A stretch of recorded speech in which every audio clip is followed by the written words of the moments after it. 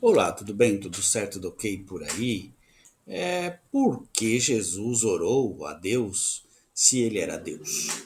Bom, para contextualizar, embora o dogma central do cristianismo, que se define como uma religião monoteísta, seja a divindade de Jesus, no Evangelho de Marcos, o primeiro dos evangelhos escritos por volta lá do ano 70 depois de Cristo, e a fonte usada para os demais evangelhos, Mateus e Lucas e João, Jesus, além de orar a Deus, afirma repetidamente que não compreende seus planos ou lamenta amargamente ter sido abandonado por Deus.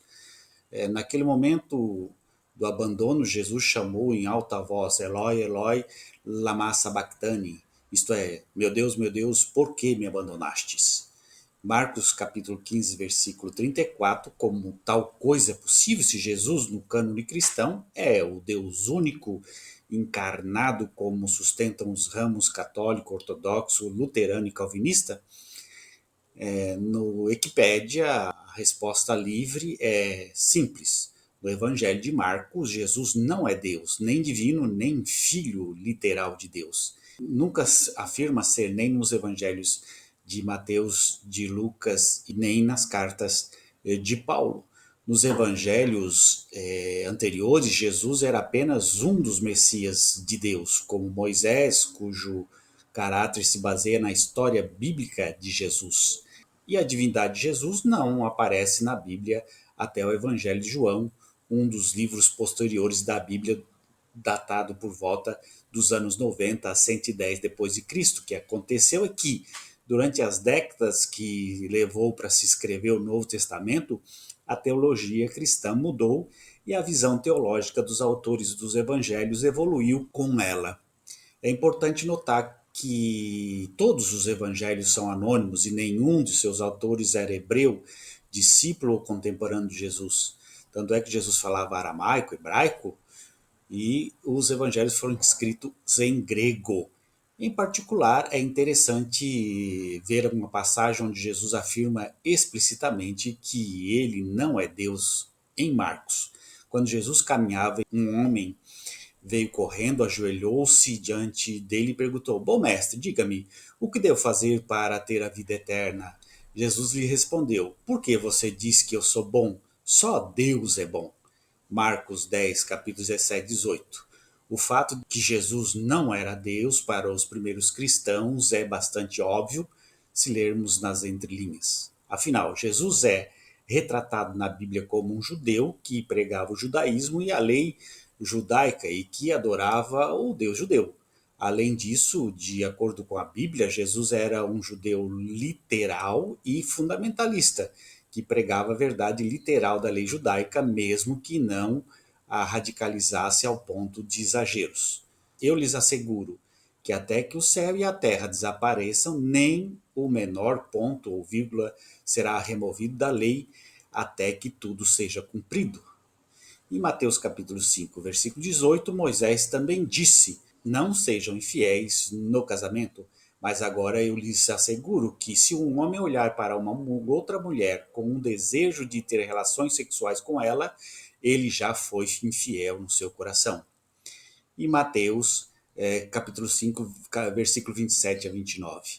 Assim, ao examinar as diferenças teológicas entre os primeiros livros da Bíblia, os evangelhos sinóticos e as epístolas de Paulo, e os mais modernos, a literatura joanina composta pelo Evangelho de João, Apocalipse e as epístolas, fica claro que, com o passar do tempo, durante a segunda metade do século I e o início do século II depois de Cristo, o cristianismo se separou progressivamente do judaísmo. Jesus foi declarado o único Deus e a Bíblia tornou-se marcadamente antissemita, sem nenhuma explicação à parte do judaísmo que rejeita o cristianismo ou as diferenças entre o Deus ou as regras do cristianismo e do judaísmo. O contexto dos evangelhos sinóticos, Marcos e os primeiros evangelhos, a maioria dos estudiosos modernos sustenta que Marcos foi escrito anonimamente no último quarto do primeiro século por um judeu que se situava entre os valores judaicos tradicionais e não tradicionais, que estava familiarizado com os detalhes técnicos legais das escrituras que estavam sendo debatidos na sua época. A maioria dos estudiosos acredita que Marcos foi o primeiro evangelho composto e que tanto Mateus quanto Lucas se basearam nele como fonte primária para as suas obras. Os autores de Mateus e Lucas não simplesmente copiaram Marcos, mas o usaram como base, enfatizando o lugar de Jesus na tradição judaica e incluindo detalhes não encontrados em Marcos. O contexto da literatura joanina, João e os livros posteriores da Bíblia, parece que o autor de João conhecia alguma versão de Marcos e Lucas, já que compartilha com eles alguns itens do vocabulário e grupos de incidentes organizados na mesma ordem. Parece que o autor de João conhecia alguma versão do Marcos e Lucas, já que compartilha com eles em alguns itens do vocabulário e grupos de incidentes organizados na mesma ordem.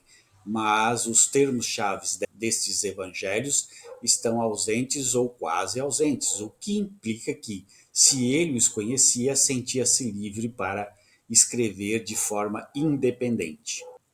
O Evangelho segundo João, a literatura joanina como um todo, composta pelo Evangelho, as 3 epístolas joaninas e o Apocalipse, aponta para uma comunidade que permaneceu separada da cultura judaica da qual emergiu, enquanto cultivava uma intensa devoção a Jesus.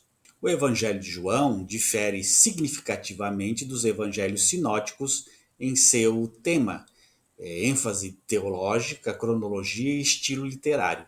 Algumas destas discrepâncias resultam em contradições. Por isso, é muito importante entender que a Bíblia não é porque existe e que está escrito e que significa que é verdadeiro. Não é porque um grupo de pessoas diz que aquele livro é o livro escrito por Deus ou inspirado por Deus que ele é realmente o livro inspirado por Deus. Sabemos nós que a Bíblia contém muitíssimas contradições, Deus falando de um jeito agora e Deus falando de outro jeito depois, e mostrando aí que há uma inconsistência nos escritos bíblicos, já que Deus é onipresente, onisciente e onipotente, Deus não poderia dizer uma coisa agora e dizer outra depois. Mas a Bíblia está cheia desse diz que Deus dizendo uma coisa agora e Deus dizendo uma outra depois.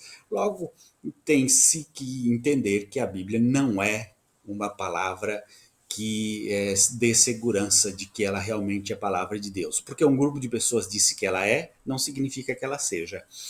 Embora é muito importante o estudo da Bíblia para compreender o contexto histórico, político e o narrador, o que ele quis dizer, o que ele está querendo passar para as pessoas através do texto que ele está escrevendo. Existe um narrador por detrás, ele é o dono do texto, ele é o escritor do texto. A partir do momento que se entende quem é esse narrador e para quem está escrevendo, se entende melhor a hermenêutica, né, o contexto bíblico, e se pode fazer uma exegese mais profunda. O resto é só teologia. E teologia, as pessoas podem dizer o que quiser. O pastor João pode dizer o que quiser, o padre fulano pode dizer o que quiser, a igreja católica pode dizer o que quiser, a igreja evangélica, a Assembleia de Deus pode dizer o que quiser. Aí cada um faz de Jesus o que quiser através das suas teologias. Mas o estudo profundo das escrituras, que é a exegese hermenêutica, é que nos dão o caminho certo para compreender o que tem, o que está por detrás dos escritos. Um grande abraço, tchau.